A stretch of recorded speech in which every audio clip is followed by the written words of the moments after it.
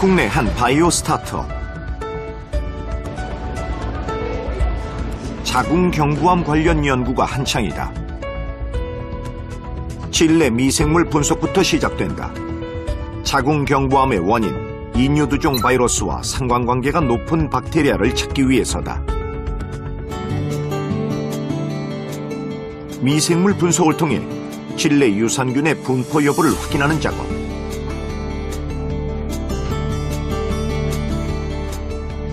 특히 자궁경부암 예방에는 락토바실러스 유산균이 중요하다. 락토바실러스 속 균주들이 있는데 락토바실러스 속의 감소가 다른 미생물들의 발생과 어떤 관련이 있는지에 대한 부분들은 이제 기본적으로 확인을 했고요. 락토바실러스균이 많을수록 자궁경부암과 관련이 깊은 스니치아균이 적어지는 것이 확인됐다. 락토바실러스균을 활성화, 자궁경부암 예방이 가능해진 것이다. 한국의 자궁경부암 관련 연구는 논문을 통해 세계에 알려진 상태. 자궁경부암을 필두로 이제 미생물 지도를 이용한 질병 조기 진단에 새 장이 열릴 것인가.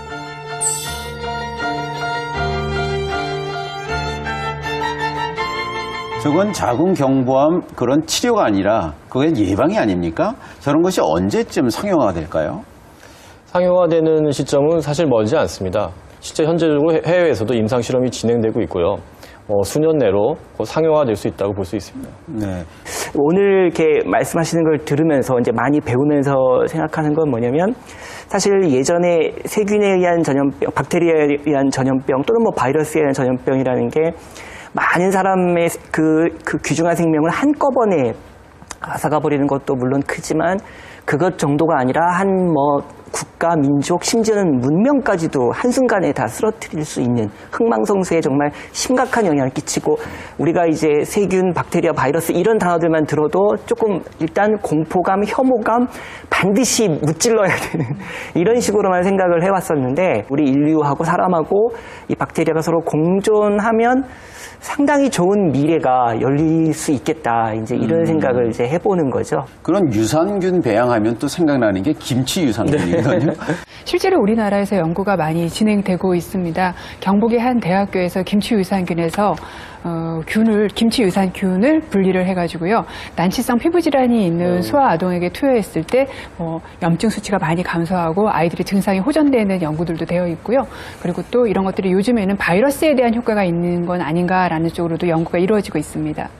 사실은 박테리아가 어떤 원인이 되는 것과 관련된 부분들은 다 생각을 해볼 수가 있겠죠. 특히 유산균 같은 경우에는 먹어가지고 우리가 정상적인 어떤 밸런스를 맞춰주면은 효과가 있다라고 이야기하는 것들이 꽤 많거든요. 의학계의 정론은 장 건강, 예를 들어서 항생제를 드시면 설사하시는 분이 있거나 또는 우리가 외국 여행 같은 거 가면 여행자 설사하시거든요.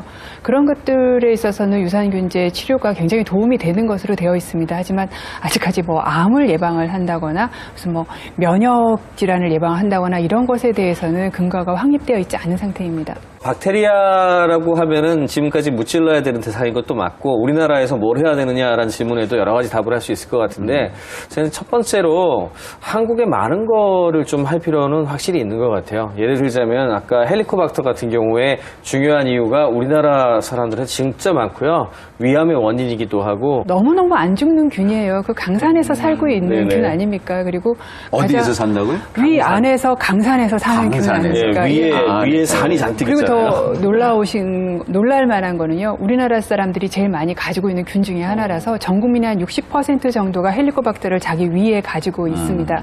가만히 있는 게 아니고요. 계속 돌아다니면서 염증을 일으킵니다. 그래서 조금 뭔가 자극이 있어서 밸런스가 깨지게 되면은 궤양을 일으키게 되고요.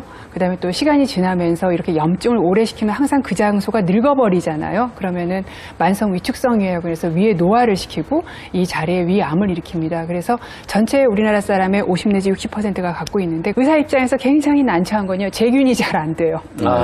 약을 굉장히 오래 줍니다. 한 열흘에서 2주 정도 주는데요. 굉장히 난처하기도 제가 약을 드리는 10분 중에서 7분만 재균이 돼서 옵니다. 또 약을 먹다 보면은 부작용도 많습니다. 일단 항생제 치료가 오래되면 대부분 설사 많이 하세요. 네. 한국인들은 굉장히 속 많이 아파하시고요. 또 알레르기가 있어 발진 생기시는 분도 있고 이 약들은 또 먹으면 그렇게 입맛이 씁니다. 여자분들 중에 살 빠졌다고 좋아하시는 분도 있지만 또 식욕 떨어졌다고 나빠하시는 분들도 있어요. 그래서 저 의사의 입장에서는 정말 항생제가 정말 잘 듣고 부작용 없는 그런 항생제, 그게 이제 제가 바라는 항생제의 꿈입니다. 네. 고 교수님은 미국에 오래 계셨으니까 마이크로바이옴에 관련 그런 스타트업들이 어떤 것들이 있었습니까? 예, 지금 최근에 2008년도 이후에 그 휴먼 마이크로바이옴 프로젝트가 시작된 다음에 상당히 많은 스타트업이 생겼습니다. 그래서 소위 얘기하면은 20세기에는 알렉산더 플레밍 이후에 뭐 항생제의 시대라고 한다면 21세기에는 마이크로바이옴의 시대가 아니냐, 뭐 이러한 그 말까지 나오고요. 대표적인 게 실제는 장내에 있는 미생물의 균총을 이용해서 우리가 확실히 알 수 있고 정확한 분석이 되어 있는 것을 환자에게 투여해서 치료할 수 있는 그러한 뭐 스타트업, 대표적인 게 뭐 시레스 테라퓨틱스라고 하는 그러한 그 마이크로바이옴 전문 회사도 있고요. 네. 그다음에 다른 종류의 여러 가지 미생물을 제어할 수 있는 신약 개발을 하는 그러한 회사들이 많이 존재하고 있습니다. 완전히 생소한 것들도 생각해 볼 수 있는 것 같아요. 최근에 나온 것 중에 쇼킹하달까 재밌는 연구는 옷에 박테리아를 발라요. 그래서 박테리아가 온도라든지 습도 같은 것들하고 이렇게 그 작용을 해가지고 옷의 형태가 변하고 옷의 어떤 통기성 같은 게 변하고 뭐 이런 연구들을 하는 것들도 있거든요. 박테리아를 일종의 뭐 질병 관련된 것으로만 생각하는 것도 좋지만 조금 더 나아가서 박테리아 자체의 특징을 미래지향적인 방법으로 생각해 보는 것도 좋은 방향인 것 같습니다. 네.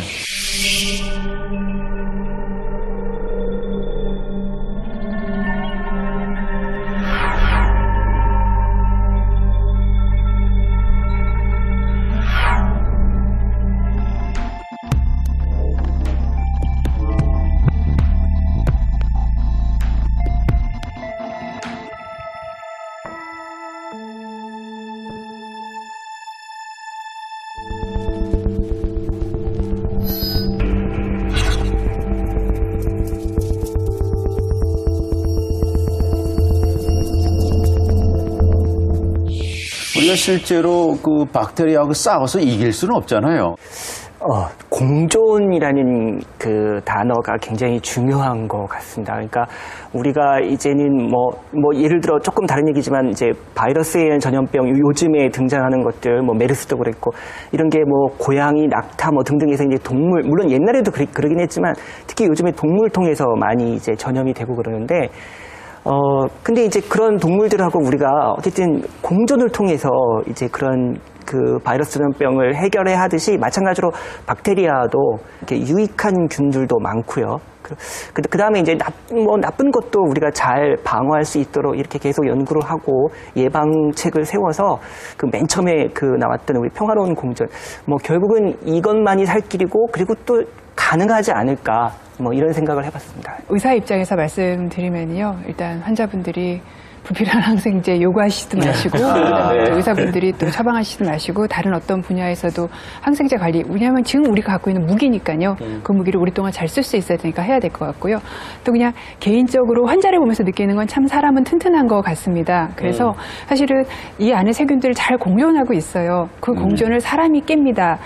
필요 없는 약을 먹어서 깨기도 하고요. 술을 마셔서 깨기도 하고 스트레스 받아서 깨기도 해요. 그래서 자기 몸 하나만 생각을 한다면 좋은 쪽을 더 하려고 노력하는 것보다 나쁜 거를 안 하려고 해서 내가 몸 안에 있는 공존을 깨지 않는 그 노력부터 시작하시면 어떨까 싶습니다. 고대 유대인들이 우주 창조에 관한 얘기를 창세기란 책에서 썼어요. 그래서 인간을 에덴 동산에 놓지 않았습니까?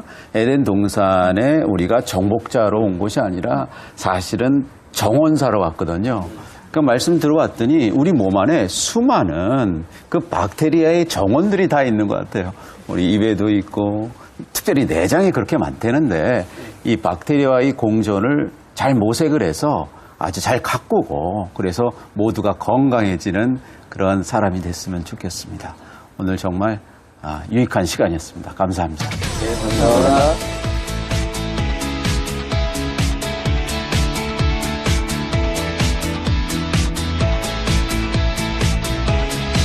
우리가 모두 이 핸드폰을 갖고 있는데요. 그 배터리는 사실 숨겨왔습니다. 보이지 않게 하는 것이 관건이었는데 이게 구부리거나 뭐 바르는 방법이라든가 혹은 프린팅하는 방법이라든가 생각하지 못했던 전자기기들이 나올 것이고 새로운 형태의 사고방식의 변화가 IT 기기나 모바일 기기가 훨씬 더 아름다워지고 꿈의 배터리, 이상적인 전지를 우리 모두의 바람이죠.